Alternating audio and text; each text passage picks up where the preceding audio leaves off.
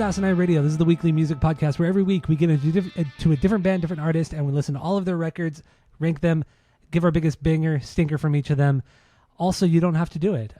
So my name is Tyler. Way out there, hundreds of miles away, is Jeff. While you're listening, go to Spotify, Apple Podcasts, give us 5 stars. If you're watching on YouTube, smash that subscribe button. And that's all I have for the boring intro. So what band are we doing this week, Jeff? We're doing the Kisses. We're doing the Kisses. That's right. So they have 20 full-length records. So we're doing those 20 records plus the 4 solo records that go along with, what is it, the Destroyer record? Something like that from 1978. Essentially their first 4 solo records from each band member. We're going to rank. So in the end, we're ranking 24 albums this week. And like I said, biggest banger, biggest stinker from each of them. And we're going to get through some of this quick because these are a lot of records and a lot of chud. So, all chud. Okay. So what do you got for number 24? What is the worst Kiss record? Go. I do like your idea of just making playlists, but what you should do is you should just whittle it down and make it just an even 20. Like their best 20 songs. That's what you should do from now on.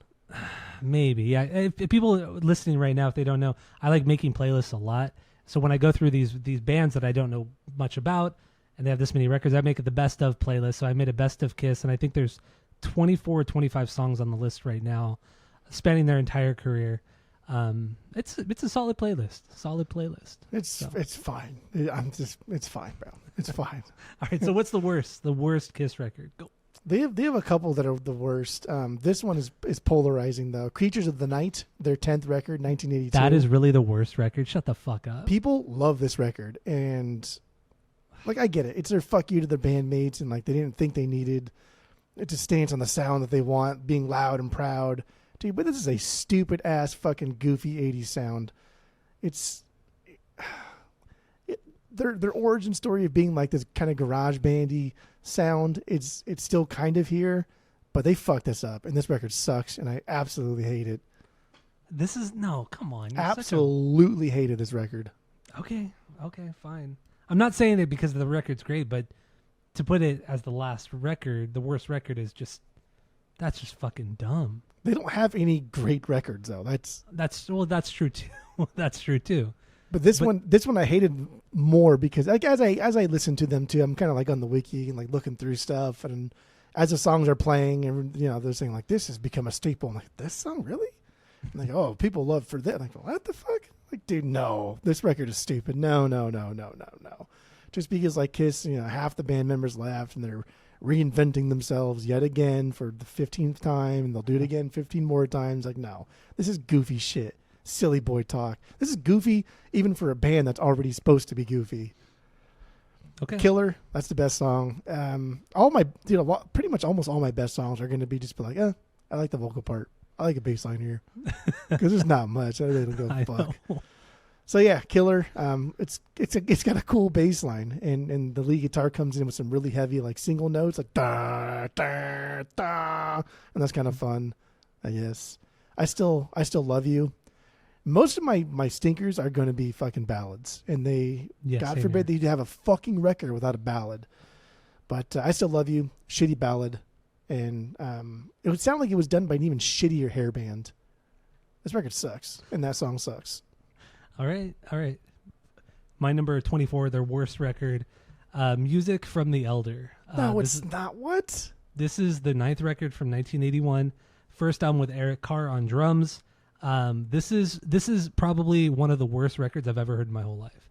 This is unreal that nobody told them no, or even if people told them no, that the band still thought it was okay to put this out. That Bob Ezrin, the producer who produced The Wall, that he thought this was a good record to put out. I mean, this is them trying to be a prog rock band, and you could tell they're trying to be like Genesis or Yes, Rush. You hear Ace trying to play, and Paul try to play like Alex Lifeson, and it's fucking awful. The vocals are horrendous. Crazy. The falsetto that Paul is trying to sing on here is it's so bad. He's trying to do this Dio shit.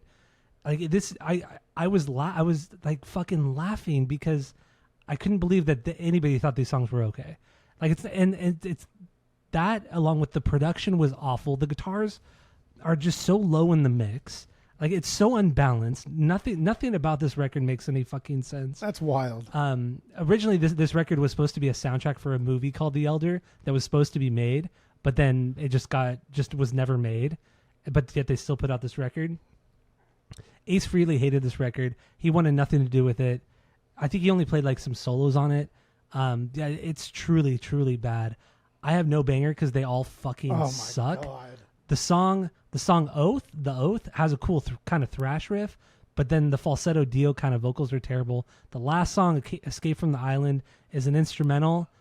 It's the only saving grace, but I still wouldn't even call it a banger. It reminds me a lot of the band Sweet, but this record is just truly, truly horrendous. The worst song on here is A World Without Heroes. It's the worst ballad I've ever heard. It's a Gene Simmons song. And not only he's not a bad vocalist overall. He has a worse ballad though. No, yes, this does, one, dude. no, this on one his is so solo bad. record, he has a worse ballad. Okay, no, even this is bad. And the lyrics in this song are just so. I've never heard any. Like, why did nobody tell these guys no? Just no. It's truly a horrendous record. That's wild. And they didn't tour this record at all. They only played a few shows where they played like 2 songs off of it, but that was it. And these songs have never been played since. So yeah, There's music cool from parts the Elder. to this record though. No, Some of there's these not. songs had fucking dope parts. No. I'll get there. No. You're fucking This is not their dumb. worst. They have others. They have other No, this stuff is- that is this just is- generic, boring garbage. I would take generic boring garbage any day Over this. interesting. This is Over interesting. this. No, it's not. It's interesting because it's so fucking horrible. Yeah. Like, this is one of the worst records ever made, hands down, easily one of the worst records ever And made. I would take that over just drab, boring Everclear any day of the week. It's unreal that they had a budget to make this record, and nobody told them no. What is going on? Okay. So anyway, that's my number 24. What do you got for number 23? A lot of these I don't remember listening to. Sonic Boom. I think I did this one today. Just generic. What is this? Fucking. This is their 19th. Oh yeah, that's album cover's dumb. 2009. Just generic, boring like Kiss hard rock. Ugh, boring. Russian Roulette was my favorite. I like the solo, but my worst 2 songs are Nobody's Perfect and Say Yeah, because they both start off absolutely 100% identical. And it fucking pissed me off. All right. Okay. Is So that all you fuck got that. on it? That's it. All right. So my number 23 is Unmasked, their 8th record from 1980. This record, Peter Criss is still a member of the band, but he did not play on any of the songs on here. Anton Fig, I believe, was the session drummer, or was the drummer who played on it. Every song was co-written by the producer, this guy Vinny Poncia. I don't know how to pronounce his name. This record is just like they're kind of like Beach Boys feel in some parts. This is their like bad pop record. Like they were trying. It was almost like they were trying to make a Cars record, but they just failed miserably at it because they're not Rick Ocasek. Yeah, this is terrible. The mix is terrible. The production's terrible. Guitars are way too low. Bass is way too high in the mix. This is just an overall fucking mess of them trying to make pop rock hits like the Cars. It's terrible. And then also the guy who played drums on here, he played on this record and the one just before it, I believe. They fired Peter Criss after this record came out. The guy, Anton, or whatever his name was, he was a member of the band for 1 day, and then they fired him, and then they got Eric Carr to be in the band. So that's pretty fucked up, Don't fuck too. around. He was in the band for literally 1 day. Banger is the song is that... Banger is The Song That Is You. That's the name of the song. Is Only that because... you? Only... Is that the song? Yeah, is that you? Okay, maybe Because I Paul just wrote Stanley it wrong. sounds like he's trying to be David Lee Roth. Yeah, well, he does that a lot. Yeah. Damn. So the only reason why I chose this one is because the melody in the chorus is DuckTales, the intro song to the old cartoon DuckTales. So that's what that chorus is. Stinker is Sandy. I know it was a big single in some countries, but that song is fucking awful. So number 23 is Unmasked. What do you got for number 22? Good. 22. Carnival of Souls, the final Okay. sessions. So dumb. Dude, some of their stuff they've done, like you talk about like the Elder Scrolls or whatever the fuck it was called, The Elder. Skyrim being their worst record. It's just like, how is this any better? This is so fucking stupid. This is even worse because at least like the Elder Scrolls, like they shot for the moon and fell flat on their face. This is like, dude, you just did like what everybody else was already kind of like stopping to do, and you just did it fucking exponentially worse, and like way too late, and you're way too old, and it's disingenuous. This is their attempt to like once again keep up with the youngsters. This time it's a grunge style, and it's very, very, very bad. Like it is. There's nothing on here that I think is even good. Master and Slave. This is the only song I guess that was a banger because it had a cool bass line. But it's like 5 minutes long, and it's just like, dude, come on, fucking, just come on. Yeah, fuck it. I don't know. Rain. This is the most like Rain. Out of all the songs in this record, Rain sounded like that was probably the first song they wrote for this. Like, let's do a grunge record. I have an idea. Let's do this, and they did Rain and said, okay, let's write an album around that because Rain sounds like the most generic grunge song done by people that probably don't ever listen to grunge. Yeah, that's probably the best way I can describe it. I like that. That's good. That's good. This record sucks, dude. It's fucking. This is more embarrassing than the Elder Scrolls because at least the Elder Scrolls they try to do something and it fucking fell horribly. But like, I don't care. Dumb, it doesn't matter dude. if they tried. I don't care if they tried. Trying does matter. Of course, trying matters. The end end product is so terrible. Oy. All right. Would you rather watch a soccer match where like one team gets the fucking floor mop with them and they don't give a fuck and they're out there just like dogging it? Or would you rather watch them like fucking try and like, oh, that was a close game. I love you, but you try. It's different with music. Like, it's a bad comparison. Trying makes bad a difference. But that's okay. Trying makes a difference. Anyway, you just say trying doesn't make it. Trying makes a difference. That's silly boy talk. It's a bad comparison. So my number 22. It's literally what you just said. My number 22. Wait, did you give your stinker off of this one? Yeah. Okay. All of it. The entire record. All right. My 22 is also Carnival of Souls, The Final Sessions. Yeah, this was 17th record from 1997. The last with Bruce Kulick on guitar, who played on a couple of their records. And this is a weird one because, like, timeline-wise, they had just reunited the original lineup of Ace, Peter, Paul, and Gene. But when that happened, they were also making this record. And so they ended up just shelving this record, but then it ended up getting leaked like months and months before. Or it was never supposed to be released. And then they eventually released it like 6 months after it got leaked. And and this is just bad grunge, bad post-grunge, bad butt rock. That's what this record is. Slow mid-tempo songs, almost right in the line of adult contemporary. There are moments that have like this kind of Pantera, Ozzy solo kind of guitar playing on it, but overall it's just a bad post-grunge butt rock record. That's what it is. If I had to pick a banger, it was Jungle, just because it has that thick bass line, had kind of a heavy song. Reminds me a little bit of like Alice in Chains, Stone Temple Pilots, even though I don't really like either of those bands. But that's kind of what it reminds me of. Stinker, Childhood's End, slower jam. It's way too earnest, and that melody is just adult contemporary, and I can't stand it. So, Carnival of Souls, 22. What do you got for number 21? What a dumb fucking name, too. Carnival of Souls, The Final Sessions. Like, dude, what the fuck are you doing? Fuck off. Hot in the Shade. That's my number 21. 1989. And my only takeaway from here was like, I'm just glad we got away from the keyboard shit. Like that's the biggest pro for this. Everything else is dumb. Hide Your Heart. That's my banger. This is the one where they had like the doos, like the Third Eye Blind kind of do harms. Goofy, but it's catchy, I guess. I hate it. It sucks. And then Forever is a stinker because it's a fucking shitty ballad. And wait till we get to like their good ballads, and I just fucking rail on those ones because these guys suck at ballads. Ballads aren't really great anyway, but fuck me, man. Ugh. I agree. Ugh. So my number 21 is the Peter Criss solo record from 1978. So yeah, I'll just set this up right now. In 1978, they put out a Kiss record, and then Kiss were on top of the world at the time. So then the label and the band thought, oh, let's also put out a solo record on the same exact day. You're crazy. It's ambitious. It's bold, especially from guys that aren't very good at anything. So Peter Criss, the Peter Criss record.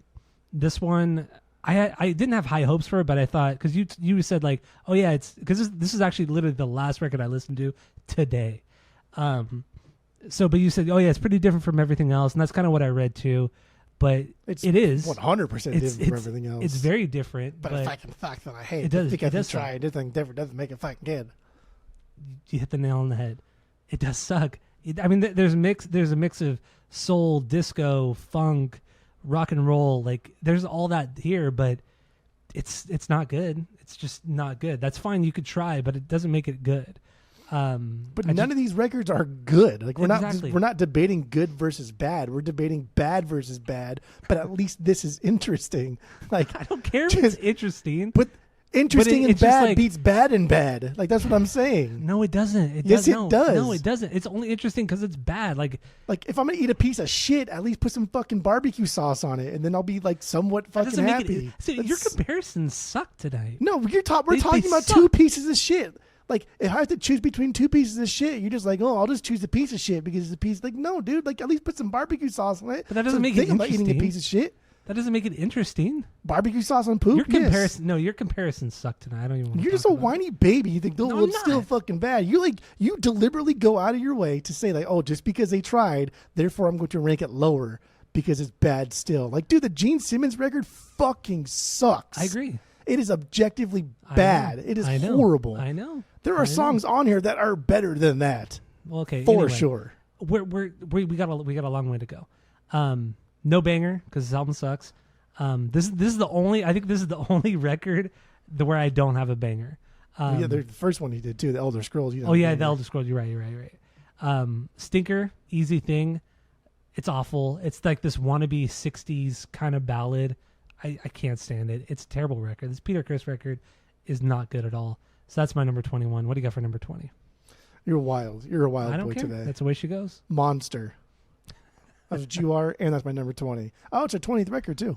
Look at that. That's crazy. Yeah, I don't know. This is another one of the later ones. It's fine, dude. Decent rock. It's fucking fine. I don't care. Hell of Hallelujah, the banger. Cool opening, I guess. The worst songs out of this world. Got that other dude, Thayer. Tommy He's the one singing this one. Holy fucking shit. Stop. Like, no, I don't think any of these guys are good singers, but that guy was fucking terrible. Yeah, he only sang on like 2 songs. Yeah, and that's why one of them is the worst. Wait, your bottom was Creatures of the Night, right? Creatures of the Night. Yeah. Was that your least favorite? Okay. So your 20 was 20 Days Monster, their last record. So my number 20 is Crazy Nights. 14th record from 1987, the year we were born, dude. So yeah, this record, this one, it's just like a lot of bad Kiss. I don't like any of it. You like a lot of really shitty Kiss. So this record, Gene Simmons wasn't really around for this record. Paul Stanley was kind of pissed about it, but Gene was out, producing movies, making movies, and managing bands, things like that. So he was kind of hands off on this record. But either way, it doesn't matter. This is them like really, really, really diving deep into the glam rock, hair metal thing. A lot of synth all throughout this record. I don't like the style of music. I think it's bad. I don't think, and even like the music that is good, like hair metal, glam rock in general, that is good, is this doesn't even like reach like the upper echelon of that type of music. We're not comparing this garbage bottom feeding bullshit to the best of it. We're comparing this bottom feeder bullshit to other bottom feeder bullshit. Correct. And you thinking this is worse than like the other solo records is crazy. Glam rock and hair metal, crazy. This is like in general, that kind of music is just bad. You're telling me you'd rather listen to fucking Gene Simmons solo record than this? Yes, I would. I think because you're lying. You know why? I think you're lying. You know why? Because it's interesting. So my banger exactly what it's not. Is No. This is kind of like an homage to Van Halen. It starts off with that eruption type of solo, and then he just shreds the whole time. It's literally an eruption. Even like the drum hits when they start. It is fucking literally. Even the main driving beat is very Alex Van Halen in the song. Stinker, Crazy Crazy Nights. There's synth all over this. Sounds like it could be in some stupid 80s sitcom like intro song, or in some big like 80s movie, like a big not fight scene, but like a big. Something like in some big 80s movie. And also Bang Bang You is another stinker on this one. So double stinkers. Double stinkers, the stinkiest of stinkers. The stinkiest of stinkers. What do you got for number 19? Number 19, here's another one I don't care about. Revenge, their 16th record. Okay. Like, it's cool they dropped into the 90s with this classic rock kind of sound and show they can still hang with the youngsters. How have you not said Elder?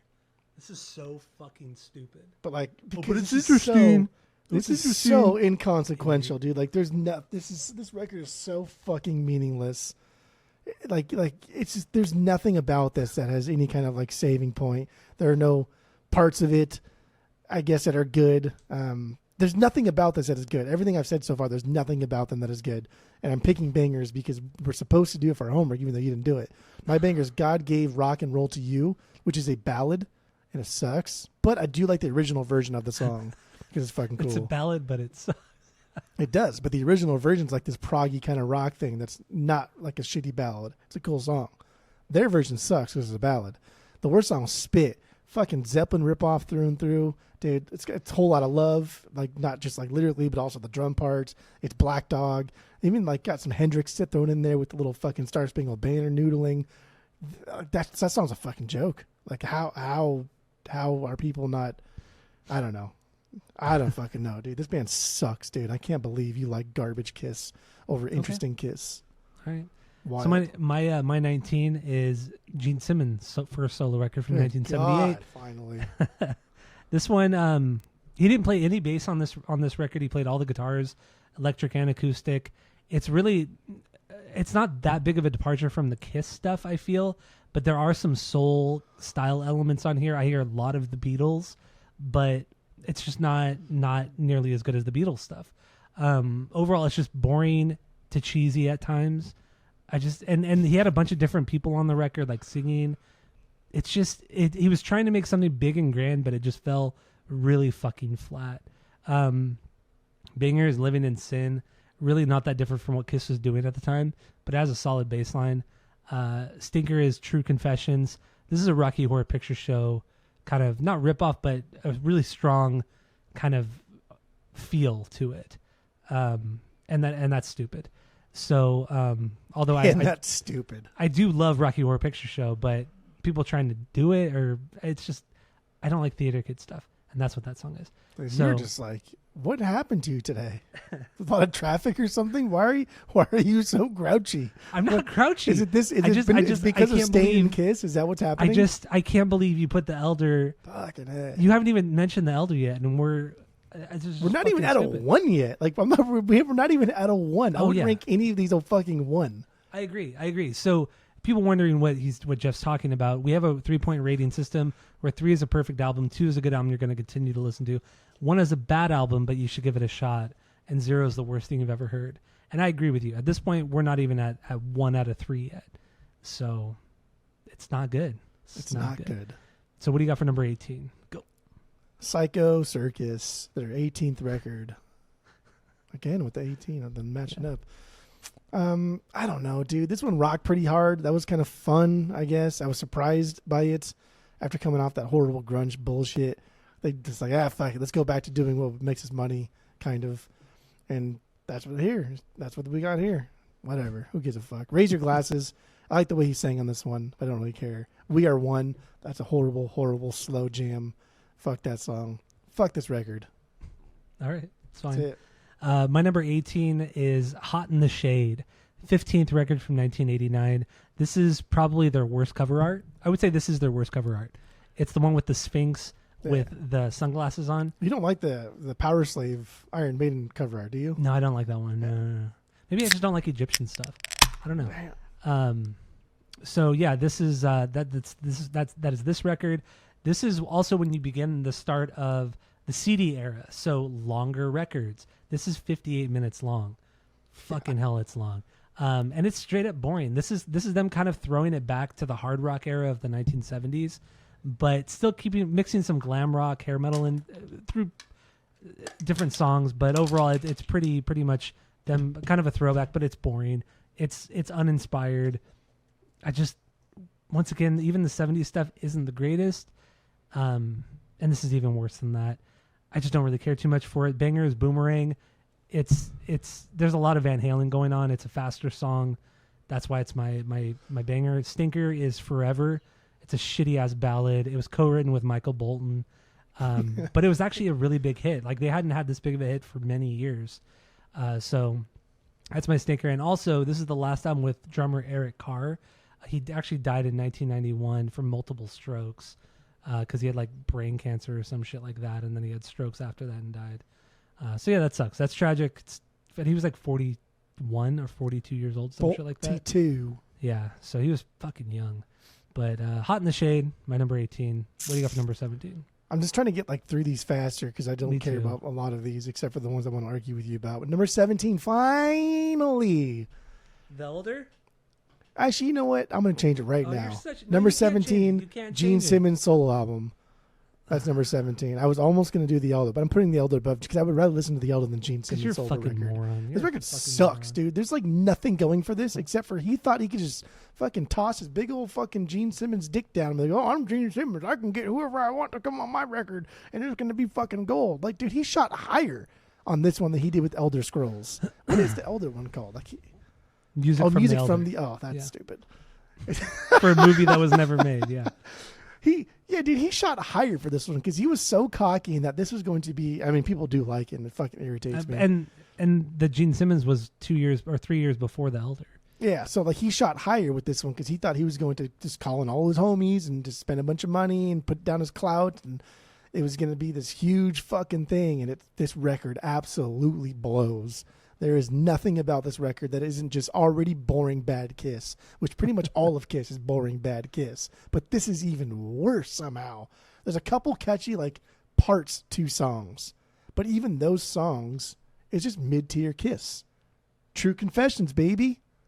That's my banger. Because after the fifth or sixth chorus, you start to sing along a little bit. You start to get with it. But 100%, that is just Rocky Horror.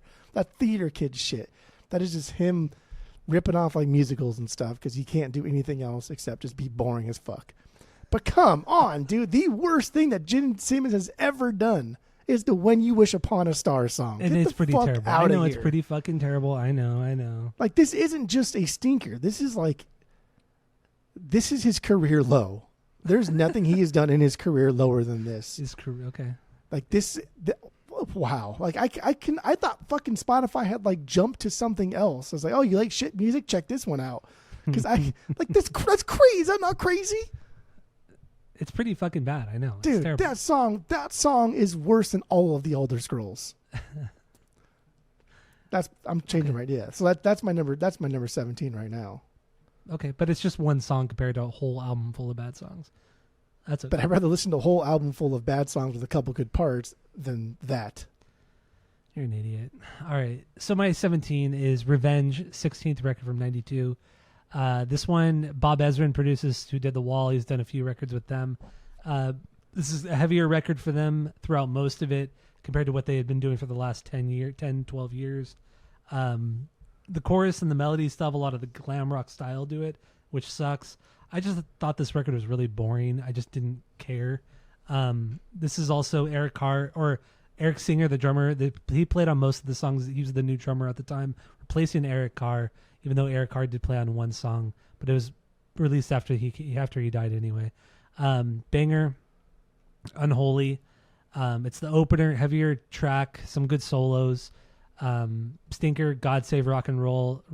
God Save Rock and Roll to You too. It's awful. It's slow. It's ballad-like. But there's something about this that I really hate, but I can't explain what it is. It's God Gave Rock and Roll to You. Is it God Gave? I thought it was God Save. Yeah, it's God Gave Rock and Roll to You. Either way, it's stupid. It's a dumb name for a song, and it's a dumb song. The original's fucking good. Is it? I don't know. It's fucking fantastic. Well, this one sucks. I don't care. It was sucked. It was awful. I don't want to talk about Revenge anymore. It's not a good record. What do you got for 16? Go. 16. Now we're getting to it. Music from the Elder Scrolls Skyrim 5. This record's wild, dude. This record is wild, and you just see, like, here's the problem. You were just laughing now. You were laughing when you listened to it, and yet you fucking hated it, and you put other boring ass shit. At least you had a good time. Like that I didn't have a good time. Laughing isn't a good time for you. Fucking the Joker over here. You get like maniacal laughter. I was laughing because I was just so blown away at how bad it was. I wasn't having a good time. That's a good time. Laughter is good times. No, not always. Where I fucking come from, laughter is good times. Maybe I'm from Mars or something. Well, okay. Men are from Mars. Women are also from Mars. That's how I always say them. Yeah, this is just... Like, I think you were trying to go for a joke. Like you were trying to say something after that as a joke, but you couldn't think of anything fast enough. I forgot what planet women are supposed to be from. It's Venus. Venus. But I don't know. Anyway, it doesn't matter. Venus. Fly traps. It was a bad joke and execution. This is just, dude, this is such an aggressive concept album. And Bob Ezrin apparently was like supposed to be all like coked out at this time and just all fucked up out of his mind, which I think is just like, bro, you fucked up. You dropped the ball hard on this one. But like, we don't really like The Wall that much. Like The Wall's kind of extravagant up its own ass. And there's a lot of things about The Wall that are fucking obnoxious. But there's a lot of things about The Wall that are catchy. And like, I get it. And if you grew up in that era, that's a timestamp. That's a nostalgic piece. But this is stupid. This is bad. This is horrible in every single way. But it's interesting.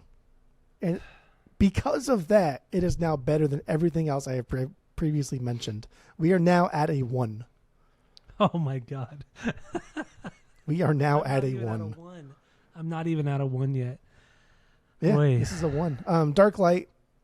This song Ace Frehley sucks, one? but this is the greatest Ace solo that he's ever done. It's fucking insane. That's what I'm saying. There are cool parts to this. And like Ace has like the best parts on this, even though like he didn't give a fuck about it and hates it. But like, it's crazy. This is like one of the, if not the best like solo he's ever done on any Kiss record. It's amazing. It's not but saying Odyssey, much too, by the way. Odyssey sucks. Cheeseball goof, but whatever. This record sucks. All right. Man, it's crazy. Like, I knew we were going to be kind of negative on this episode, but I didn't think it was going to be this negative. And this is almost like another Spite. It's not even a Spite episode, but I didn't think I would dislike these records this much. Like, I was expecting so much more. I was too. Expecting so much more from this band. Man, okay, so my number 16 is Sonic Boom, 19th record from 2009. This is the first with Tommy Thayer on or as a member, I should say, because he played guitar on records prior to this. But first as a member, their last 2 records are honestly just throwbacks to the 1970s style, the harder rock, bigger riffs, solos, things like that. There's not really any of the 80s synth stuff or hair metal glam rock stuff. Not even really the grunge stuff, post-grunge stuff from the 90s. This is a straight up throwback. But it falls so flat. I think it's very generic, very just kind of like, you don't need it. It's just completely not necessary. It's one thing to throw it back, but if you're not going to do anything different, just who cares? Who cares at this point? And some of Gene Simmons' vocals remind me a lot of David Lee Roth, when David Lee Roth is kind of like talking in a song and kind of just like goofing around. You know? Running a little bit hot tonight. Yeah, that's what I felt like Gene Simmons' vocals were like in this one, on this record. I couldn't even pick a banger because outside of my stinker, I couldn't tell you the difference between any of the songs. And my stinker was Stand, slower song, cheesy, bad lyrics, just not a good song. Stand. So that's my 16 is Sonic Boom. What do you got for 15? All right, 15, Ace Frehley. There you go. These are going to be quick for the solo records because they're all dumb except for Gene Simmons, which was atrocious. But Ace Frehley, I like his voice on this one. I don't mind his singing on this one, I guess. Wiped Out was my banger. Run of the Mill. But it was a fun, hard rock song. Fractured Mirror was my stinker. Just like, dude, this is 5.5 minutes. I'm like, God fucking forbid these guys don't end an album with a ballad that sucks. And here we are, 5.5 minutes. Like, go fuck yourself, dude. That's annoying. All right. So that's all you got? That's it. That's fine. 15 for me. That's all deserves. 15 for me is Monster, their last record, 20th album from 2012. This one, honestly, like, I have the same things to say about it. Throwback to the 70s stuff, just done in a slightly heavier way on this one. I don't really care too much for it. And banger, Back to the Stone Age. This song actually made my playlist, Best of Kiss playlist. But the main riff is Kick Out the Jams from MC5. That's what it is. It's a faster song. It's fun. My stinker is All for the Love of Rock and Roll. Just an absolute horrendous song. Can't stand it. Can't stand him. That's my number 15, Monster. I don't care. There's nothing more to talk about. It's boring. Do you have another note on MC5 on those rankings or no? I don't think so, no. Because I do. It's another one of their songs, not the rankings, but in the episode. Sounds like Kick Out the Jams. No, I don't think so. We'll get there. Okay, number 14, right? Yeah, 14. Mm-hmm. Paul Stanley. Like, that's what you change your name to, bro? Like, everyone else has cool, like, names, right? But no, nobody has cool names. Dude, Ace Frehley? That's a cool name, but Gene Simmons, that's not a cool name. Well, comparatively.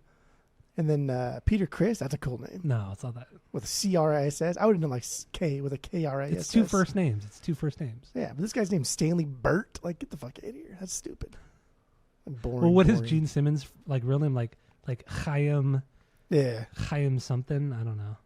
I'm really going with that throat. Chaim, yeah. Paul Stanley, it's fine. He's definitely trying like way too hard to fucking sing, and that's very irritating.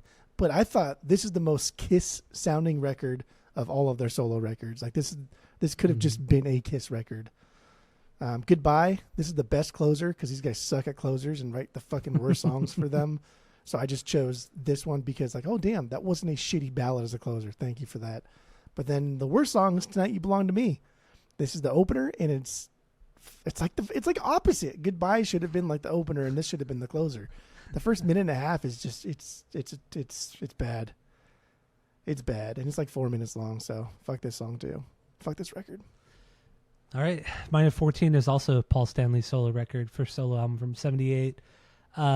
It's I agree with you. This is the most Kiss sounding solo record out of the four of them. Except the choruses are a little bit catchier here and there, but overall, I don't really care. Banger is Wouldn't You Like to Show Me? It's a catchy tune. Stinker, Take Me Away, slower jam, dumb. There were a few slower jams on this one, and they all sucked. I don't really. This honestly could have been a Kiss record because in the end, Paul Stanley, Gene Simmons write almost all of the Kiss songs, and Paul Stanley is the main singer. Simmons sings a lot of songs, but Paul really sings most of them, and he clearly has more of the. Paul Stanley has more of the. What am I trying to say here? In Kiss, he has more of the. His songs stand out more, or he has more control over how the songs go. I like his songs more than Gene Simmons. I would agree. Yeah. And I mean, honestly, Paul Stanley's not a terrible vocalist. It's just, I think he's just very ordinary. He's not bad. He's not a bad vocalist, but I feel like he's just kind of ordinary. He doesn't do anything great. He's just fine. But anyway, and that's just overall their whole career, except for The Elder, because that album was terrible. So what do you got for number 13? Go. Number 13, Peter Chris. Finally. This is the best of the four solo records. You are absolutely insane. Like, everyone else did these little fucking pussy-ass B-team Kiss-sounding records that suck. Because Kiss already sucks, and they made an even suckier Kiss. And this dude did like an R&B record. Fucking went all out, did an R&B record, and made it work. These songs do suck, yes. I get it, and they're not very good. But they there's something about them. There's charm to them. They flow nicely. The sequencing is good. And his voice matches what he's trying to do. Like, actually, my best and worst song is the same. It's I Can't Stop the Rain. I like it because his voice matches this perfectly. Like, he writes a song around, like, oh, I have a shitty voice and it sucks and I hate singing. So I'm going to write a song that's in the style that I want to do, but at least my voice will sound like okay within that song. And like, that's cool. That's just like a cool way to like write a song coming from a dude who writes shitty Kiss songs. But then also it's just another fucking solo album closer that is absolutely horrendous and I fucking hate it. So, oh man, this record does suck though, but it's the best out of all four of them for sure. Wrong. Hands down. Like, not even close. Like, not even fucking competition. Wrong. China. That's all I can say. Just two fucking words. The worst Donald Trump impression. Anyway, so let's move on. All right, my number 13 is Dynasty, seventh record from 1979. This is the last album that they did with makeup for a while until the late 90s, I believe, 96, 97. Chris was still a member of the band, but he was having a hard time playing after a car accident and also his addiction to drugs. So he actually didn't play on the record, but he was still a member. Anton Fig played the drums on every song but one. This album is also just kind of their disco record. There's a lot of disco elements on it. Still has that hard rock feel, but a lot of disco elements. I just feel like this record is kind of tired, kind of like they were going through the motions. I mean, what year was this? It was 1979.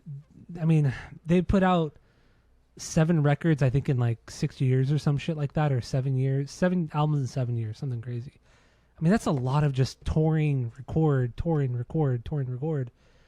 That, and this album seems very just kind of phoned in with all the disco stuff as well. It's just the album never gets good. And this is also when they made all the solo records at this time. Banger, I Was Made for Loving You. It's stupid, it's cheesy, but I dig it. It made my playlist. I really do actually like that song, even though it's very stupid, poppy, and disco. I don't have a stinker because everything else just kind of blended together, but it wasn't terrible. Okay. So I would say I give this album maybe a 1 out of 3. I'm at the one stage right now. I went back down under 1. Did you? Yeah. Because the Elder does suck. Like you've got to listen to the Elder. You don't. No, you don't, because it's so bad you don't have to. But anyway, what's your number 12? Go. Oh, brother. Number 12 is Unmasked. Their 8th record. Honestly, I don't even know why it's you just here. Sound tired. Yeah, I don't even know why it's here. I don't remember anything from this fucking record. Like it's just pop centric Kiss. Is That You? That's my banger. It's Paul Stanley, the one we talked about, trying to sound like David Lee Roth. Yeah. Torpedo Girl. It just sounds like Jay Giles or some shit. Just fucking horrible, goofy ass 80s music before like it really took off and became popular. So fuck them for doing it earlier. Unmasked, it's my 12th, but honestly, it could be my fucking 20th. I don't give a shit at all. And anyway, okay, that's fine. My number 12 is Animalize, their 12th record from 1984. They had a new guitar player. This is the only record he played on. It was Mark St. John, played lead guitar. Apparently, he clashed a lot with Gene and Paul on this one, because he was actually a very good guitar player. Even though he didn't write the songs on here, they were telling him what to play, but he would play them too well, and he would say, okay, you guys, you need to play your parts better. He was fucking so good. He was very, very good. And so he clashed with them a lot because of that, because he would tell them, you should be better. Like, you should play better. Like, here's how you should be playing it. And their egos got checked, and they didn't like it, and they were pissed off. So he ended up getting fired shortly after the making of this record. But it's very hair metal sounding. It's very of its time. There are some thrash moments on here, like thrash guitar moments, which is cool. I mean, it's different for them, especially. It's not a bad album, but it's nothing unique. I don't know. It just kind of sits right in that hair metal, glam metal scene. Not terrible, not great, just right in the middle. Just riding that fence. Riding that fence, baby. Banger is I've Had Enough, Intro to the Fire, first song, fast, super metal song. Reminds me a bit of Judas Priest, which was pretty cool. This made my playlist as well. Under the Gun, another metal banger. Stinker is Heaven's on Fire, just so hair metal of the time. Yeah. Big sounding drums, mid-tempo, big gang vocals, fucking ballad-like. Hate it. So Animalize is my number 12. What do you got for number 11? Lick It Up, baby. Lick It Up. Lick it up. That's 11th record. What's my number 11? Oh. It's a decent enough album. You love singing that, right? It starts off incredibly strong, but it just tapers off from there. There are cool stuffs in parts of this record and parts of these songs. And I will talk more about like the craziness of some of their guitar parts and them doing actual fun music, but not here because this is not it. Exciter, the opener. Dude, this is the best song on the record. Like through and through, hands down. It's an exciting way to open a record. Definitely taking like inspiration from the harder side of glam, because it's still a glam sounding song. but it's more of like the Guns N' Roses glam rather than the Poison glam or the Cinderella glam. It's fine. It's cool.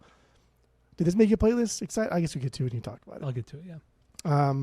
A Million to One. Playlist, yes. That was that song sucked, dude. For a minute there, it sounded just like Crazy Train, and like in its pacing and everything else. That's a stupid ass song. Fuck that shit. Lick It Up is a dumb ass. This is like my least favorite cover of anything they've ever done. I hate this so fucking much. It's so ugly. They're so fucking ugly, and you just look like you're grown ass adults, dude. Like, what are you doing? Ugh. Yeah. Whatever. Lick It Up. 11th record. All right, my number. I don't care. My 11 is Psycho Circus, 18th record from '98. This is the reunion of the OG lineup of the band. That's crazy. But Ace Frehley only played on 2 songs. Peter only played on 1 song. So who cares at this point? They were just touring as the OG members. This is kind of they kind of shed all of the 80s stuff, 90s stuff. This is a real throwback to the 70s. Tommy Thayer played lead guitar in most of the record, who eventually, became a full-time member. But yeah, I thought it was really kind of dull and boring. Nothing bad, but just dull and boring. Banger is I Pledge Allegiance to the State of Rock and Roll. I hate how long that is, but it's a good rock and roll song. Good Kiss rock and roll song. Stinker is We Are One. It's just an awful acoustic-led ballad, very adult contemporary. You hear that a lot in the 90s stuff, a lot of adult contemporary. But it was popular. Kiss followed the trends. So there you go. Psycho Circus. Really, I was really disappointed by this. I thought maybe they were going to make this one. I thought they were going to make like a rip roaring record because it was the OG lineup, but then it but wasn't. They never made a rip roaring record. I know, but I still thought like maybe I was just holding out hope. I was holding out hope that they would. But yeah, they'd make their first rip roaring record. They would, yeah, as the OG lineup. But then once again, yeah, Ace only played on 2 songs, Peter on 1, so it was stupid, fake. It was a fake record. So what do you got for number 10? Dynasty, 79. This is their first record after doing all their solo shit, and like this is a clear example of like these guys are just not confident whatsoever. And like the solo records had a place, and they're already fucking fighting constantly, and they're already being a bunch of babies. And so they come in here, they don't know what the fuck to do. And so they say, what is popular right now? Because that's all they fucking do is whatever's popular, let's do that. And surprisingly, they made a killer fucking disco song. Like one of the best disco songs that's ever been. I Was Made for Loving You is a fucking banger. Beyond banger. That's my favorite Kiss song through and through. Like there is not even a close second. It's a killer song. I think it's their highest charting song they've ever done too. I think so, yeah. Which makes sense because it's a fucking banger. Oh. But this record is stupid, dude. This record is dumb. Like I would never ever fucking be caught dead listening to this. But I'm gonna go through all of our 45s and see if I can pull out a "I Was Made for Loving You" one because it's a cool song. But like you, like the Stinkers, like I don't know. I chose Charisma just because it was the stupidest of all the stupid other songs that was not "I Was Made for Loving You." But like I don't care. Okay, all right. I would give Dynasty I would give it a 1, I guess, just because "I Was Made for Loving You" was there. Mm-hmm. But like, just listen to that song. It's fair. All right. So my number 10, Hotter Than Hell, second record from 1974. Wow. It's the overall production is muffled. It's darker sounding. I think sonically it doesn't sound like a good record. Also, the songs are a lot slower, more mid tempo. A lot of the energy's lost from the first record. Ace has some cool riffs thrown out here and there. But overall, you could hear a lot of hair metal before it was hair metal on this record. Like you could tell a lot of bands from the 80s took a lot of inspiration from Kiss in every which way, in their looks, music, guitar playing, and just that's how I feel about this one. Banger is Let Me Go Rock and Roll, faster, more upbeat song, which is nice because, like I said, most of the album is pretty mid tempo. Very Chuck Berry kind of guitar riff and lead as well. My Stinker, Hotter Than Hell, slower jam, glam ballad, cheesy gang vocals, everything, all of it. Can't stand it. We love the glam ballads. I don't. So that's my number 10, Hotter Than Hell. What do you got for number 9? Number 9, Crazy Nights. 8 Crazy Nights. Crazy Nights. Dude, if it wasn't for this guitarist, this record would absolutely fucking suck. It would be like bottom tier. There's a ton of filler. Like everything Wait, here you is said filler. Crazy Nights? Yeah, crazy Okay. nights. Sorry. 8 crazy nights. That's Adam Sandler. In case you didn't pick up on that one, you probably didn't because you didn't listen to Adam Sandler's records.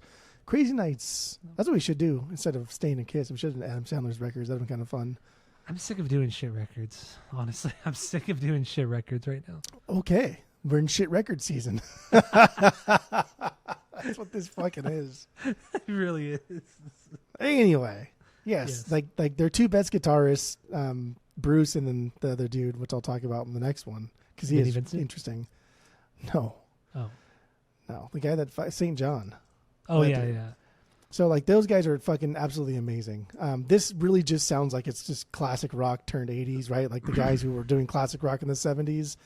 I'm like, oh, what do we do in the 80s? Let's slow it down a little bit and just become AOR shit, right? This fucking boring shit. High production, synths like in every fucking song, shitty ballads, over the top singing, everything. But damn, dude, that guitarist is fucking good. He shreds. My banger's no. Because it's Eruption. It's a Kiss's Eruption. And it's cool. It fucking slays. Reason to Live is my stinker. It's stupid. Shitty vocals. The synth is so loud in the fucking background. It's so distracting and he never stops. And that's irritating. All right. That's your number 9. My number 9 is, God, we're almost an hour in. My number 9 is Destroyer. 4th record, 1976. Bob Ezrin, this is the first record he produced for them. Did The Wall from Pink Floyd, did some Alice Cooper. And honestly, you could hear a lot of the Alice Cooper on this record specifically. Also, they brought 15 songs to Bob Ezrin during this album cycle, or during this album. And he said no, he hated them. They didn't record any, or they didn't record them for the record at all. And that sucks because actually, I actually listened to a few of the demos from those sessions, and those demos are way fucking better than what you hear on this record. This is like, it just has bigger production. The songs fall really flat. I feel like they were just riding on the coattails of the Kiss Alive record, because the Kiss Alive record came out just before it, and that record blew up, and that record is why they became famous, honestly. And they had a bigger budget, and that's why they got Bob Ezrin to come in. And I feel like it was just so downhill. Like they were just always chasing the high of Kiss Alive, which is a great live record, and I have that on vinyl. But I don't know. I don't really care too much for this record, but the demos, if you get a chance, anybody out there, if they're interested, go check out the demos from this record, because they didn't make the record, and they're actually they're pretty solid. So Destroyer, my number 9, banger, shout it out loud. I did not even know this was a Kiss song. Had no idea. But that chorus is so catchy and it's so popular. Stinker, Great Expectations, awful song. It belongs in a musical or something like that. It's really bad. Another stinker is Beth. Terrible piano ballad. Can't stand them. My number 9, Destroyer. Good. For number 8. Go. Number 8, Animalize, my 12th record. The only reason this is here is because we get 2 of Kiss's best guitarists they've ever had in one record. We get St. John, who's here in full, and we get Bruce Kulick, and he's here like as a studio hand. And the guitar parts on this record are fucking badass, dude. They are badass, and I love them. They rip, and they're amazing. But this record sucks. It is not good. But like, damn, dude. Like, what could have been if like those two guys like, man, fuck these guys. Let's go make our own band where it's just a better Judas Priest, right? Like a better dueling fucking guitarist where we can just rock harder than anybody else. Like that would have been dope. But I'll get to that. My best song, Under the Gun, fucking wild, dude. Wild guitars, wild lyrics. At one point he says, "Let's hit the highway doing 69." Like, dude, rock and roll does not get better than that. Right? It's so dumb. That is crazy. Like, those words came out of a fucking adult's mouth. That's wild. The worst thing on this record is the guitarist, dude. Because like we got this no-name dude, St. John, who eventually fell into this wild drug habit, went to Theo Lacey jail over in Orange County, ended up stealing some shit from some like fellow inmates, and they beat the fucking shit out of him so horribly that when he was released, he was never the same, and ended up dying from like head trauma that everybody pretty much like said like, yeah, dude, that's because you get the fucking shit kicked out of you. Yeah, he had a massive stroke because of the injuries he received in jail. And it's crazy because he was so good. He was the best guitarist Kiss has ever seen. And this is it. Like this record. Yeah. He was so fucking good. He had the chops, dude. He had the drive. He had the ambition. He was so goddamn good. But it's just, dude, Kiss just wasted him. Fuck this band for doing so. The egos, man. It's the egos. All right. So that's your number 8? Yeah. All right. My number 8 is Love Gun. Love Gun. 6th record from 1977. This is the first album that Ace Frehley has any singing lead vocals on, and also the first where all 4 members have a lead vocal song. The album's good. It's more of what you'd expect from 70s Kiss. Very hard rock driven. Doesn't have quite the same energy as the first record, but it's there's enough there. Also, fun fact too, Eddie and Alex Van Halen played on the demo for the song Christine 16, which is cool too because I mean, people don't know the story with Gene Simmons. He kind of not discovered Van Halen, but he was a part of their early history. He definitely kind of discovered Van Halen. Kind of. Okay. I just don't want to give Gene Simmons credit for anything. That's the only good thing he's ever done. Love Gun, I don't know. I don't think I would ever really go back to it, but it's good to listen to. So it's a 1 out of 3 for me. But the banger is Stole Your Love, faster, upbeat, glam rock kind of song. Reminds me a lot of Sweet. That guitar solo is really good, and it's actually not sloppy at all because Ace Frehley is a very sloppy guitar player, but it's a solid solo. Stinker, Shock Me. The riff is cool. The vocals are weak and super amateur sounding. So Love Gun, my number 8. What do you got for number 7? Number 7, Love Gun. Love Gun. This is the last of like the classic Kiss sound. And this is like, after this is just goofy and trendy bullshit filler, and fuck every record after this because they're just chasing somebody else's fame and it's silly. But this is stupid. This record sucks, man. And that song Love Gun, like, even though I Was Made for Loving You so much, I fucking hate Love Gun. Like, that song sucks, and that is my worst song. It's just too over the top and silly with not even like a catchy hook or a catchy verse or anything. It's stupid. It's dumb, and I hate it. But Then She Kissed Me is my banger. It's a cool cover. It's a cool cover. It's bold, throwing it on their record. The OG song is so good. That's very different from what these guys usually put out, and I like it. But also, it's kind of like, oh, you're such a little bitch, because all you did was bitch about the other cover that was on your first record and talked about, oh, that wasn't our decision, that wasn't after the fact. And then you do the same exact shit on your own here because you saw that it worked the first time. So go fuck yourself. Okay. All right. So that's your number 7. Yeah, I put that at a 1. That's fair. My number 7 is Rock and Roll Over, 5th record from 1976. This one, they had Eddie Kramer come back as producer, who did the first and third record, Dressed to Kill. A lot of the songs were demoed even prior to the Destroyer record, that big production style from Bob Ezrin. And this is kind of like it's a little bit of a throwback to their earlier stuff, a little bit more energy, a lot less fluff and overproduction on this one. There's some killer guitar parts, guitar tones, catchy melodies. There's even some Van Halen kind of sound to this. I know this predates Van Halen. I think it does. But I do hear some Van Halen on here. It's a cool record. I would never really go back to it. I still give this a 1 out of 3. So listen to it once. Banger is See You in Your Dreams Tonight. Cheesy song, super catchy, rad riff, cool solo. Stinker is Hard Luck Woman. Not the worst thing, but it's acoustic, almost Tom Petty sound kind of style. Doesn't fit the band at all, and they're not very good at that style. So that's my Stinker. And number 7, Rock and Roll Over. Good. We're almost done, kid. What do you got for number 6? Destroyer. It's going on forever. Destroyer. Their 4th record. If it wasn't for the obvious like ballad type fucking garbage songs, maybe this would have been higher, because the rock songs here are more in line with their first record. They're kind of getting back to that sound. But I also fucking really dislike, like, coming off of Alive and like what is now Making You Kiss. Like, I feel like they would just double down and like shred harder and be louder and get up everyone's ass even further. But like, instead we get a fucking orchestra behind a shitty ballad. Come on, dude. Like, are you trying to sabotage your own career? That's crazy to me. Fuck off. King of the Nighttime World. That's my banger. That's actually a pretty catchy fucking song. Very anthemic without being too over the top. And the chorus is just so goddamn catchy. But Great Expectations, dude. Fuck that song. Piano-driven ballad. Fuck it. But also Beth, man. People eat that shit up, and that song sucks. Yeah. Everyone's like, oh, Beth is my favorite Kiss song because you're fucking dumb. That's why it's your favorite Kiss song. People that adore Kiss are like this are the same people that adore like 311 and shit. Dumb. I think the people that really like Kiss are people who got into Kiss when they were a teenager or like when they were 12 or 13. So it was something so new and different, which is cool. I get it.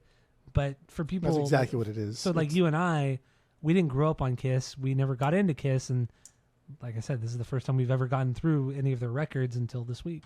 So, or 2 weeks, I should say. All right. So that's all you got for number 6, right? That's it. My 6 is Asylum.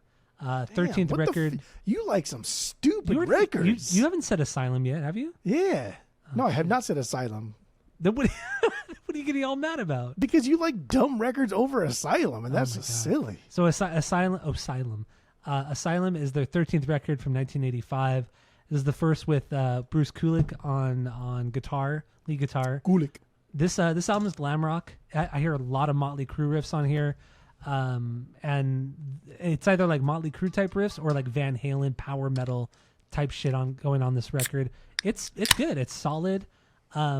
My banger is I'm Alive, an 80s power metal song with ripping guitars, solos, double bass, a lot of double bass on that song as well. What is it? The stinker is All Night or All Night, something like that. All Night. It's a closer, mid-tempo, boring glam rock song, but overall, this record it's one of the, I would say this is like an A-tier hair metal glam rock album from the 1980s. That's what I would give Asylum. It was fun. I actually enjoyed listening to this record, and I don't like a lot of this kind of music, but I did enjoy this one. So I'd probably give this a 1.5 out of 3. What the fuck do you even like here? You have Kiss, you have... What do you got for number 5? What the fuck you even like? Hotter Than Hell, their second record. What I really enjoyed about their first record is just dumbed down on this one. Like, dude, the production is bad. I get it. Like that, there's nothing they can really do about that. It sucks. It's just like this record itself plays out like a generic rock band, like swinging, bouncing like chord gates and progressions. It's just so fucking generic, and it's just a bunch of shit that I just don't want in my rock albums and songs. It's boring. The swinging, bouncing like chord gate, like that's the fucking worst. Just like dun, dun, dun, dun, dun, dun, dun, dun, dun, dun. It's like, dude, you're a fucking garage rock band. Like, embrace it. Like, get after it. Like, be cool, be unique, be sloppy. Don't be boring. This record was boring. Strange Ways, that was a closer. I thought it was kind of cool, kind of psychedelic sounding. Mainline, that's a stinker. Goofy ass song. One of the 2 Peter Criss vocal songs. His voice is just more in line with Rod Stewart than it should be with a Kiss record. Yeah. And I know I like Rod Stewart's voice a lot, but whatever. Fuck this. All right. My number 5, Creatures of the Night. Finally, right? This is your least favorite Kiss record, right? You like generic right? music. That's what you like, right? Yeah. You like generic shit. So Creatures of the Night. It checks out. 10th record from 1982. This came out after this is the album that followed The Elder, Music from The Elder, one of the worst records ever made. This came after it. Ace Frehley was still considered he was still a member of the band, but he did not play on the record at all. He was on the album cover, but didn't play on it. Vinnie Vincent did play guitar on it, and honestly, he's a very flashy metal guitar player. He's a good guitar player, but extremely flashy.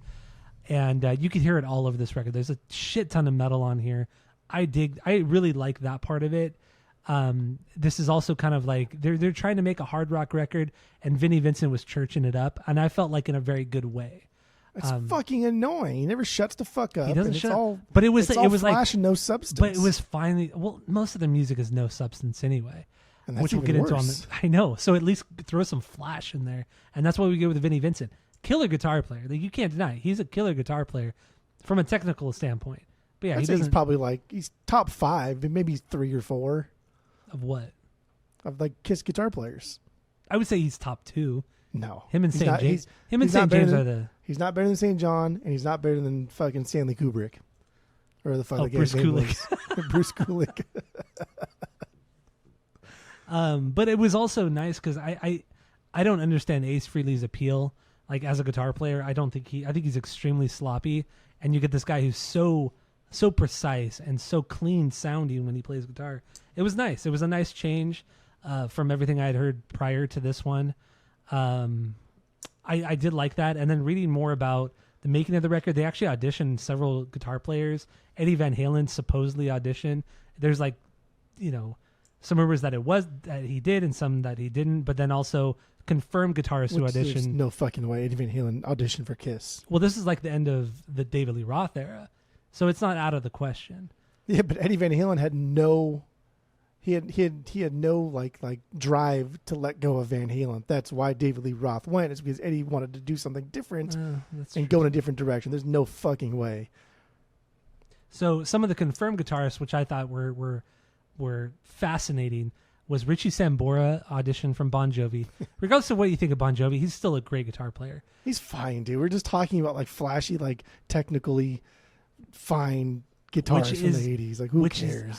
I know, but it's of its time, but it's still kind of more interesting than Ace Frehley. Another one, Slash, auditioned. Fucking wild. But my favorite was Yngwie Malmsteen actually auditioned for Kiss. Can you imagine Yngwie on here? Yeah, I would have loved that. I would have loved it too, but Yngwie's ego and then Paul and Gene's ego, that's why they clearly didn't get the gig, because they're all three giant egos, Yngwie's being the biggest ego of all three of them. God, that would have been fucking insane. Even if they did just one record, though, it would have been fucking nuts. But they got kind of like a virtually unknown guy in Vinnie Vincent, and then come to find out he's kind of like a fucking weirdo and psycho, and he was in and out of the band for like 5 years. Like he would sign a contract and they'd say, no, you know what? That's a bad contract. I want more money. And then he'd go back and ask for more money.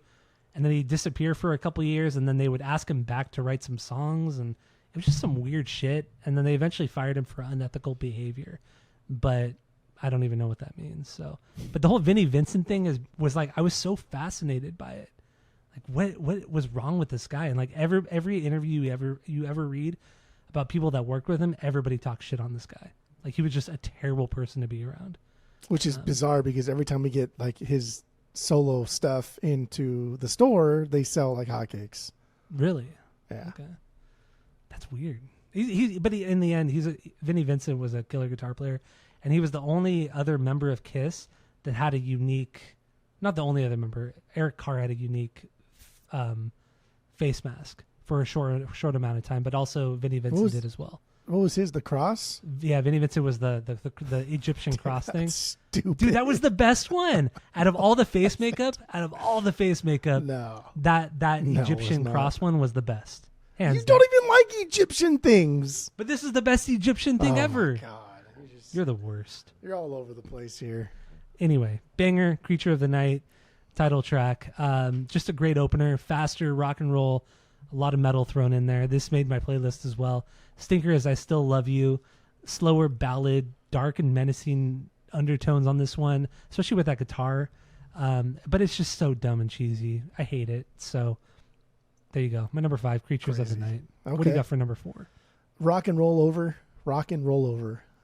Okay. I always want to say Rock and Roll All Over, but Rock and Roll Over. 5th record. It's a decent Kiss record. It's the kind of Kiss record where you think like, oh, that's what Kiss sounds like to me. When I think of what Kiss sounds like, it's this. It's fun. The slower songs are like okay, but they're still kind of fun. But like I think this is the quintessential Kiss sound outside of like Alive. This just sounds like a Kiss record. And it sucks. So I don't know. I don't give a fuck. My favorite song, I picked Baby Driver because I just saw the movie. And it's like, oh, that's a fucking good movie. And then I saw it here, even though this is not what this movie was based. It was on the Simon and Garfunkel Baby Driver song. But I was like, oh, cool. Even though I didn't like the Baby Driver song on this, it just reminded me of the movie, which I like the movie a lot. I want to talk about the movie. Okay. My stinker was Hard Luck Woman. Yeah, just another Beth.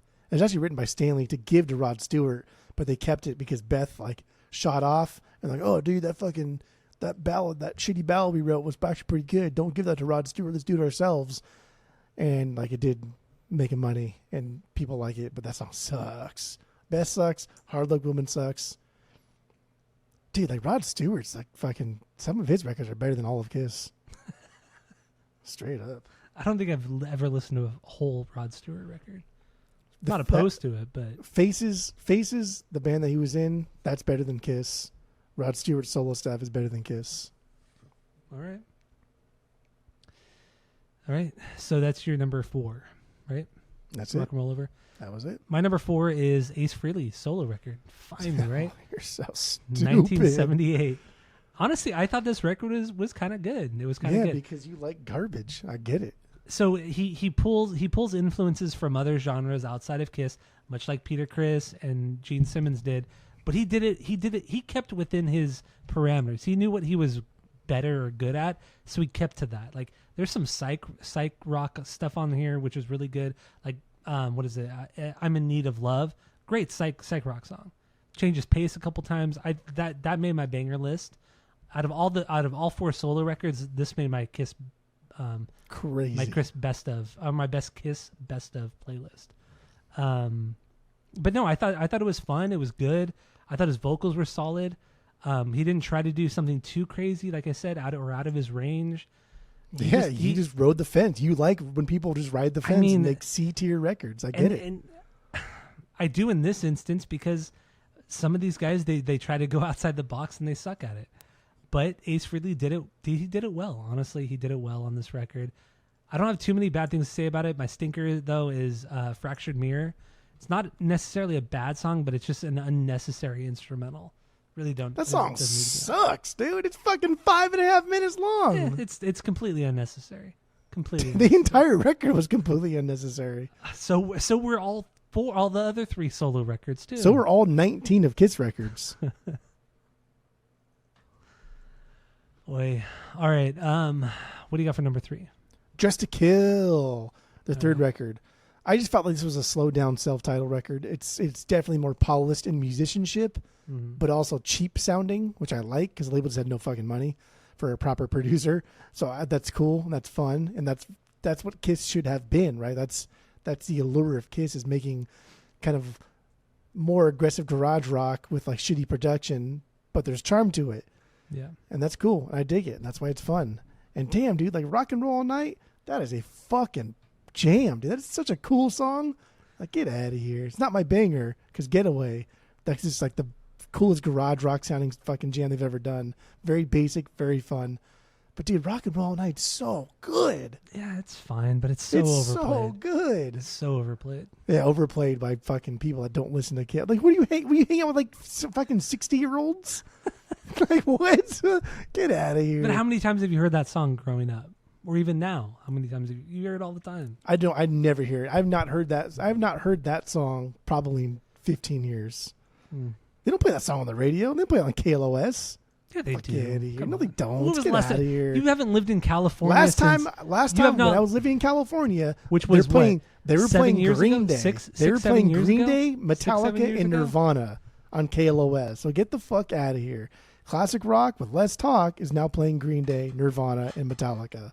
Please, baby. Dress to Kill. Anything for my baby. That's my stinker. Cheesy, repetitive, boring. Don't care. All right. My number 3 is also Dress to Kill, third album, 1975.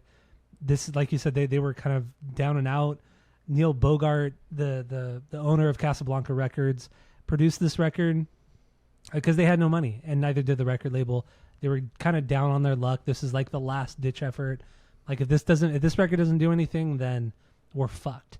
And honestly, it didn't really do anything. It wasn't until after this record, when they did Kiss Alive, that the band blew up, and then they did Destroyer, and then so on and so forth. But this is like, this is the last of it, and they recorded the whole thing in 10 days with, like I said, virtually no money. Nothing was fussed over. Not really any overdubs, but it has its charms. It has its cool moments, and it doesn't sound as like muddled and fucked up as Hotter Than Hell did, which was their second record. I think that a lot of the guitar tones are solid on this one as well. This is a cool record. I wouldn't get it on vinyl, but I would give this I'd probably give this a... What? We're not even close for me getting anything on vinyl yet. Yeah, but I would give this a 2 out of 3. 2 out of 3. So definitely listen to it.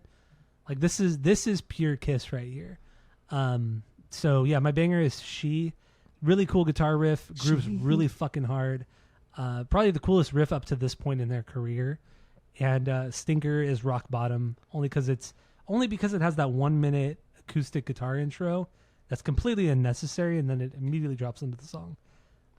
But yeah, Dressed to Kill, my number 3. What do you got for number 2? You know what's crazy is like we can almost blame Kiss for just like the horribleness of disco, even though they jumped on the disco bandwagon, because like the Village People, right? The Village People are arguably like the biggest like disco group that's ever been, and just permeated pop culture in a way that's just fucking like the Macarena.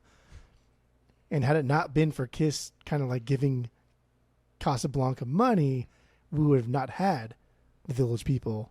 Even like Donna Summer. Like Donna Summer in the late 70s would not have existed if it wasn't for Kiss making money for Casablanca. Yeah, you're right. So blame Kiss for disco. Number 2. Number 2 is Asylum, their 13th record. Okay. Dude, this record rips. This is their thrash record. Half of this record is just shreddy, fucked up Motorhead sounding shit. You don't get the first actual dud until track 7. This record gets shit on by fans, which is, I think it's fucking funny because half of it is absolutely fucking great. And the other half is like, oh, that's fine, with a couple stinkers thrown in there.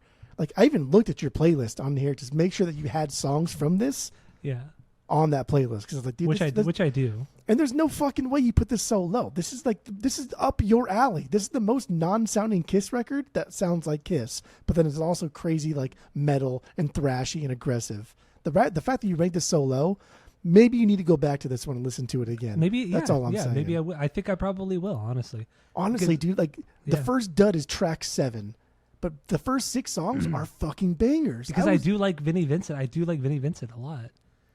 And he doesn't shred. He just Vinnie Vincent did. Wait, he did Asylum as well, right? Or was it Bruce? That was Bruce. I only like Bruce. I don't like Bruce records. Oh yeah, Bruce. Yeah, okay, you're right. Bruce did do Asylum. Yeah, right. Yeah. Sorry. Stanley Kubrick. Bruce Kupchak. Yeah. But anyway, yeah. Honestly, maybe you just like go back. And I'm not trying to like be a dick about it, but like go back to this and listen to it again. This is a fucking cool record. I cannot believe Kiss put out a record like this. I was like, damn, dude, like you guys chased all the other genres that have been coming out at the time, and finally, for once, you did it really well. I'm Alive. I agree, dude. Like the drums alone on this like track on I'm Alive warrant being the best song on the record because it's fucking thrashy as hell. And that drum intro alone is better than like anything Lars has ever fucking done.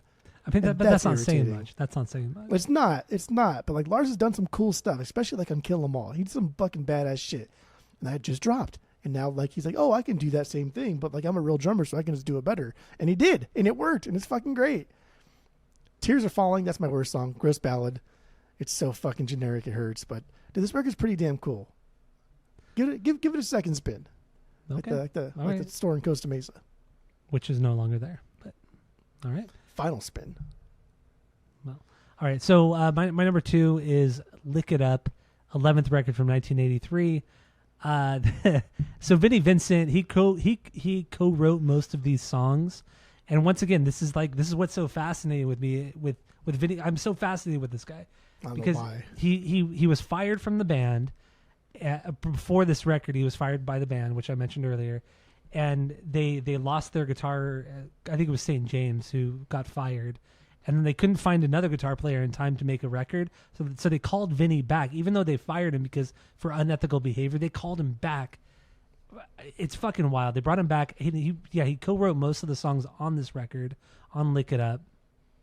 And honestly, the songs are great. I mean, there's still elements of the blues and hard rock from the 70s stuff, but a shit ton of metal riffs, drumming as well. Motorhead sounding kind of stuff as well, like with the kind of the double bass of Filthy Phil, and this is a good kind of metal record. I would give this a 2 out of 3 as well. I think Lick It Up is a stinker. It's dumb, it's cheesy, it's of its time, but it's so much fun to sing. And in the video, they're all like snapping their fingers, like lick it up, terrible. Lick it up. They're all, oh god, the video is terrible too, and they're so ugly. Such ugly men. They are so ugly, and the hair does not help. No, not at all. A banger though, Young and Wasted. It's faster, heavier, killer fucking riff, cool background vocals, great guitar solo. Because Vinnie Vincent, shredder man, he's an absolute fucking shredder. So yeah, I mean, Lick It Up. I was kind of not blown away, but I was just pleasantly surprised with this record. So it's my number 2. So what do you got for number 1? Or actually, our number 1 is the same at this point. You should listen to his solo records then. I'm gonna re-listen to Asylum, and I'll listen. He had a band right after Kiss, but I forgot the name. It's of called it. like the Vinnie Vidi Vici extravaganza or some shit. But we Okay. have like 2 of his stuff still in the store, and they're like promo copies. I'll listen to it, but they're probably They're not, expensive. Like, If they're promo They're copies. like $15. Really, for promos? Yeah, because nobody wants that shit. But like, if you like it, like that's the cool copy to have. I'll check it out. Yeah, I'll check it out. Because yeah, I mean, in the end, he has some cool fucking riffs, and I wouldn't say he's like.